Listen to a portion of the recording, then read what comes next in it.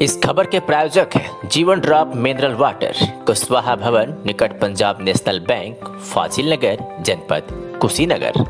हमारा संकल्प कि आपके स्वास्थ्य को बनाए बेहतर, अच्छी गुणवत्ता और अच्छी परख के साथ आधुनिक मशीनों से बना एक ऐसा मिनरल वाटर जिसके बूंद बूंद में है शक्ति। ऑर्डर करें कम दामों में बेहतर जल। उत्तर प्रदेश के पूर्व मुख्यमंत्री अखिलेश यादव जनपद मैनपुरी देवेंद्र सिंह यादव सांसद प्रतिनिधि के घर पर पहुंचे। उनके पुत्र के निधन पर शोक संवेदना व्यक्त करने पहुंचे, जहां उन्होंने शोक संवेदना व्यक्त करने के बाद मीडिया से रूबरू हुए, जहां उन्होंने बीजेपी पर जमकर निशाना साधते हुए कहा, मैनपुरी कहा कि बीजेपी के झूठ से बचो, इनके झूठे प्रचार से बचो। देश और दुनिया की सबसे झूठी पार्टी है वो है भारतीय जनता पार्टी। तमाम ऐसी बातें कही, आपको सुनवाते हैं। मुझे दुख है कि समाजवादी पार्टी के बहुत ही वरिष्ठ नेता वकील साहब आज उनके बेटे हमारे बीच में नहीं। परिवार ने पूरी कोशिश की उनकी इलाज कराने की, जो संभव दवाई हो सकती थी दवाई कराई, वो हमारे बीच नहीं है। हम सब वकील साहब के परिवार को साहस और हिम्मत देने के लिए आए हैं और हमें भगवान से प्रार्थना है कि उनकी आत्मा को शांति मिले, उनके बेटे की आत्मा को शांति मिले। जहाँ तक मैनपुरी का सवाल है, ये समाजवादियों का क्षेत्र रहा है। यहाँ की जनता ने नेताजी को और समाजवादी पार्टी का हमेशा समर्थन किया है।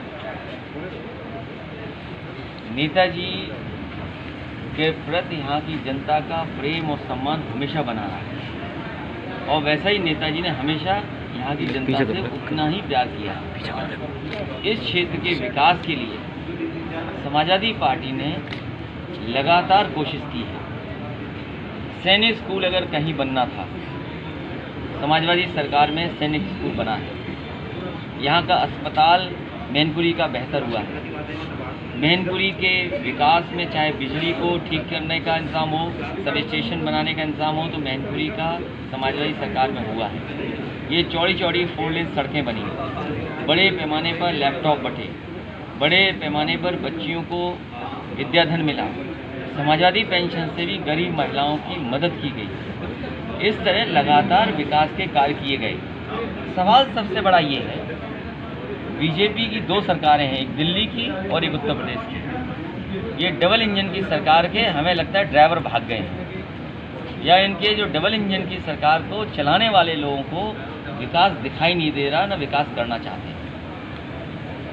आज मैनपुरी की जनता जानना चाहती है कि मैनपुरी में कौन सा बड़ा विकास कार्य हुआ है जिससे किसानों को लाभ मिल रहा हो।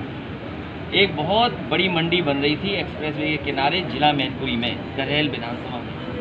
वो मंडी आज भी अधूरी है, पूरी नहीं होने दी सरकार ने। जो मंडी की व्यवस्था थी वो चौपट कर दी। किसान की पैदावार की आय दोगुनी का वादा किया, उनकी फसल की पैदावार की आय तो नहीं दोगुनी हुई, लेकिन डीजल पेट्रोल और ज़रूरत की सामान की महंगाई दुगनी हो गई।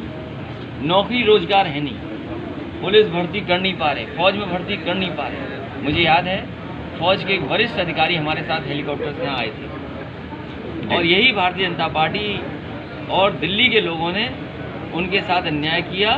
नहीं तो आज यहाँ पर लगातार पुलिस की भर्ती हो रही थी। ये मच्छर लोग खा जा रहा है जी, डेंगू ना हो जाए। हाँ, तो ये लगातार फौज की भी भर्ती होती। कहाँ हो रही फौज की भर्ती बताइए? सबसे ज़्यादा जवान यहीं आसपास के लोग हैं।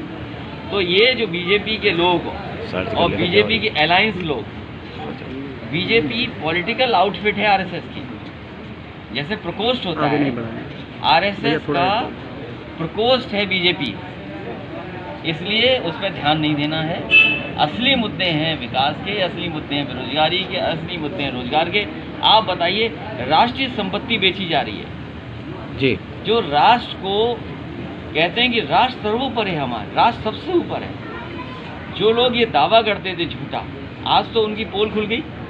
आपको एयरपोर्ट खरीदना हो तो पैसे ले आओ, पानी का जहाज खड़ा करने वाला पोर्ट चाहिए तो पैसे ले आओ, रेलवे ट्रैक खरीदनी हो तो पैसा ले आओ, रेलवे की सब जमीन बेच दी, बड़ी बड़ी कंपनियां बेच दी, टेलीफोन की कंपनियां बेच दी, लाइन बेच दी, ट्रांसमिशन लाइन बेच रहे हैं, और आने वाले समय में सब स्टेशन बिक जाएगा, तुम्हारी गली मोहल्ले के तार बिक जाएंगे और बाद में बिल आपको ज़्यादा देना पड़ेगा। अभी बीजेपी सरकार सर ये रामायण सम्मेलन कर रही है, क्या कहेंगे सर? ये जो सम्मेलन कर रहे हैं ये सब झूठे सम्मेलन हैं, असली मुद्दों के सम्मेलन नहीं करेंगे। ये बताएं कि इनके संकल्प पत्र का कौन सा काम पूरा हो गया।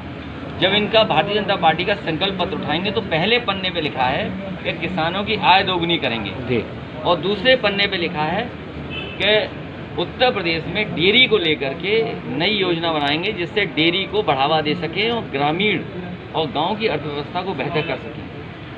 ये दोनों पन्ने फाड़ दिए हैं।